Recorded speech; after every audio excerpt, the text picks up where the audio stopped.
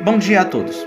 O meu nome é Daniel Vitor e eu irei falar um pouco sobre quem foi Tomás de Aquino e o porquê o seu pensamento filosófico é tão importante para o campo da filosofia. São Tomás de Aquino nasceu na Itália e viveu durante o auge da Idade Média, entre 1226 até 1275. Influenciado por Platão, Santo Agostinho, Alberto Magno e Aristóteles, ele foi um dos mais importantes filósofos e teólogos da Idade Média, sendo pertencente à corrente filosófica escolástica, que havia sido criada para difundir as artes liberais, o trivium e o quadrivium, gramática, retórica, dialética, aritmética, música, geometria e astronomia. O seu conjunto de doutrinas teológicas e filosóficas, chamado de tomismo, propunhava que a fé e a razão podiam se conciliar, diferentemente do que muitos outros filósofos e a Igreja Católica dessa época pensavam. Naquela época, acreditavam que a razão não podia se conciliar com a fé, sendo que onde havia uma, não podia haver a outra. Uma frase que revela o seu pensamento é: o objeto das virtudes teológicas é o próprio Deus, que é a última finalidade de tudo e acima do conhecimento da nossa razão. Por outro lado, o objeto das virtudes morais e intelectuais é algo compreensível à razão humana. Ou seja, traduzindo esta frase em palavras mais fáceis de se compreender, para podermos compreender o mundo inteligível, além da compreensão humana, já conhecido por Platão, precisamos da fé como meio. Já aquilo que está em nosso mundo, aquele que podemos ver e sentir as coisas, pode ser compreendido através da razão. Como retrato na pintura de Rafael Sanzio, em sua obra denominada Escola de Atenas, Platão está sempre apontando para cima, enquanto Aristóteles aponta para baixo. Ou seja, Aristóteles era um realista sempre presente no mundo sensível, valorizando o conhecimento empírico aplicado ao mundo real. São Tomás de Aquino, por sua vez, adaptou a filosofia de Aristóteles ao cristianismo, na finalidade de conciliar a fé com o maior dom que Deus deu aos humanos, a razão. Ele também universalizou a inteligência, independentemente do credo passado. Portanto, segundo seu ponto de vista, insistia que boas ideias poderiam vir de qualquer pessoa, e fugiu da ideia aristocrata do talento.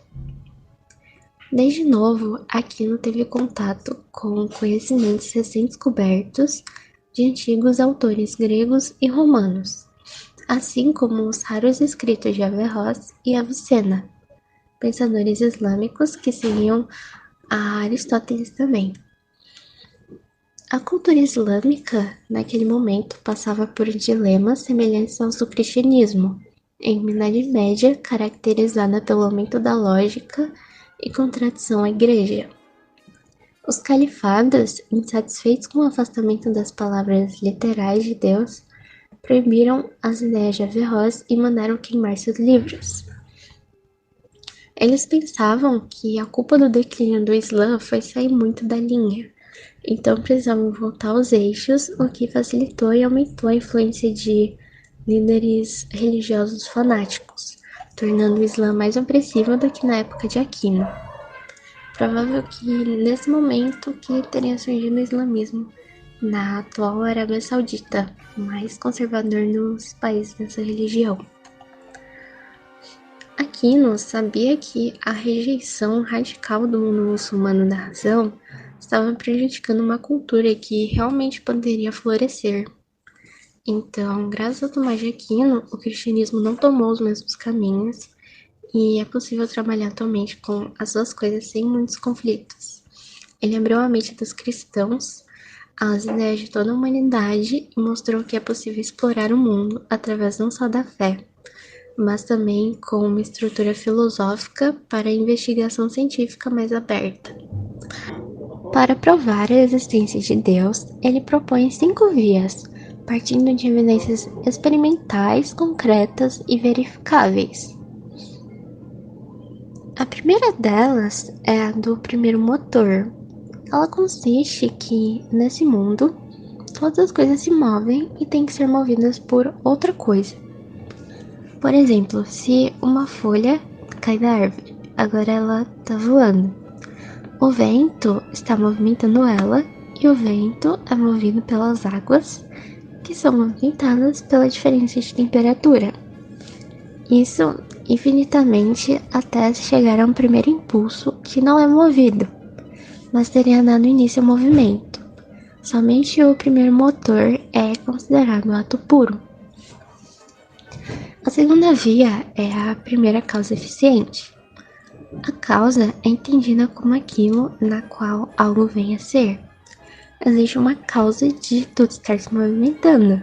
Não existe efeito sem causa. Então, as perguntas seriam: o que movimenta e por que movimenta? Se você for regredindo nesse looping, a causa será Deus, que seria a primeira causa. A terceira via é a do contingente necessário. As coisas têm um motivo de existir com tais formas, e apenas Deus pode ter criado e arquitetado tudo como de fato é, e ter dado uma função a tudo na natureza. Os humanos e o ecossistema, por exemplo, servem para garantir a vida no planeta. E por que então nós temos vida no planeta? Porque os humanos estão aqui, porque as coisas são desse jeito, porque a árvore tem um formato específico, as folhas, porque elas não se misturam entre si, sabe? Então, a quarta via, portanto, ela é dos graus de perfeição. Nós precisamos ter um parâmetro maior para compararmos as coisas, como maior e menor, forte e fraco, por exemplo. O parâmetro de comparação é Deus. Isso me remete muito à Torre de Babel, que quando os homens ousaram tentar chegar ao nível de Deus, ele fica muito bravo e destrói a torre, confundindo as pessoas com novas línguas para que elas, enfim, se espalhassem pelo mundo, que foi a antiga ordem não obedecida. A quinta via, que é a última, é a do governo supremo ou a finalidade do ser. Ela consiste que existe uma finalidade de existirmos e vivermos por isso. A vida não pode acabar com a morte, então há busca por um ser supremo. Concluindo, é essencial conhecer Tomás de Aquino para entender as mudanças do pensamento filosófico da escolástica e a junção da teologia e filosofia como fonte de compreensão do mundo. O conhecimento pode e deve vir de diversas fontes, sejam elas originárias da fé ou de análises rigorosas e lógicas, mas também é possível conciliá-las. Até mesmo para os não religiosos, há muitos ensinamentos de valores e virtudes no cristianismo. Eles ajudaram a humanizar o Antigo Império Romano, mudaram o curso da história e se refletem até nos trabalhos de C.S. Lewis com as Crônicas de Nárnia. Provavelmente vocês já ouviram, já leram na infância ou ainda leem, como eu. Ela é carregada com filosofia e tradições, que até mesmo um ateu pode tirar conclusões boas sobre elas, e São Tomás de Aquino contribuiu para isso. A cultura é um conjunto de manifestações humanas moldadas a partir de uma combinação da interpretação pessoal, podendo sofrer algumas alterações entre as pessoas, de acordo com as percepções dos valores, argumentos pessoais e modificações exclusivas. Já a filosofia é um campo do conhecimento que engloba muitos outros. Inclusive, pode ser um conhecimento que abre portas para outros tipos. Assim acontece com a cultura, uma vez que dentro de uma cultura podem existir mais diversos princípios. Um deles podendo ser o princípio filosófico. No entanto, a cultura pode possuir diversos outros elementos englobados em suas práticas, como a arte, política, esporte, a culinária, as suas vestes, as religiões, as línguas e a educação. Todos esses elementos são fundamentais para que possamos considerar uma cultura. Ambos, a cultura e a filosofia, são fundamentais para o ser humano, uma vez que ambos possuem uma importância existencial para as pessoas. Esses dois estudos podem ser muito interessantes, uma vez que vistos de uma forma homogênea, porque nós podemos unir as duas. Como, por exemplo, ao buscarmos entender uma determinada cultura, nós podemos usar a filosofia para nos aprofundarmos no assunto, tendo em vista que a cultura nos mostra como o passado das pessoas viviam. E com o auxílio da filosofia, podemos entender melhor, sabendo que uma das perguntas da filosofia é: de onde viemos? E mesmo que não responda completamente essa questão, ajuda a entender nossas origens e costumes. Bom dia, sou o Lucas e agora eu vou falar um pouco da visão de São Tomás de Aquino sobre a filosofia e a cultura. Tomás de Aquino foi o mestre da razão e da prudência. Ele foi monge dominicano e grande estudioso da filosofia grega, e defendeu a união entre a fé e a razão. Para Aquino, na filosofia, existiriam as verdades da fé, atingíveis apenas por meio de revelação cristã, às quais não poderemos chegar através da razão. Porém, nem todas as verdades seriam alcançadas desse modo, existindo também as verdades naturais teológicas, sendo a razão obra de Deus. Poderíamos alcançar essas verdades tanto pela fé como pela razão. Compreendida como os comportamentos, tradições e conhecimentos de um determinado grupo social, a cultura sempre esteve presente na vida de Tomás. Como exemplo disso, podemos citar a religião, o cristianismo, onde ele foi um padre e professor católico medieval. Para Aquino, a alma humana é subsistente, imortal e única, e por isso o homem tende naturalmente para Deus. A ética tomista é precisamente concentrada neste movimento, que é considerado natural e racional do ser para Deus, culminado na visão ou contemplação imediata do Criador. Os elementos culturais são aqueles criados pelos seres humanos, que expressam as características de uma sociedade. Entre os principais elementos culturais estão a música, a arte, a política, o esporte, a culinária, a vestimenta, a religião, a linguagem e a educação. A música é uma combinação de ritmo, harmonia e melodia, de maneira agradável ao ouvido. De forma geral, é a organização temporal de sons e silêncios. A música é uma manifestação cultural e artística de um povo, sendo utilizada como veículo para expressar os sentimentos, e transmitida pela voz ou por instrumentos musicais. A arte é a expressão de um ideal estético através de uma atividade criadora. É uma manifestação humana universal, que produz coisas reconhecidas como belas pela sociedade. Uma obra de arte transmite uma ideia, um sentimento, uma crença ou uma emoção. A arte está ligada à estética, porque é considerada uma faculdade, ou ato pelo qual, trabalhando uma matéria, ou imagem, ou som, o homem cria a beleza, ao se esforçar por dar expressão ao mundo, material ou imaterial, que o inspira.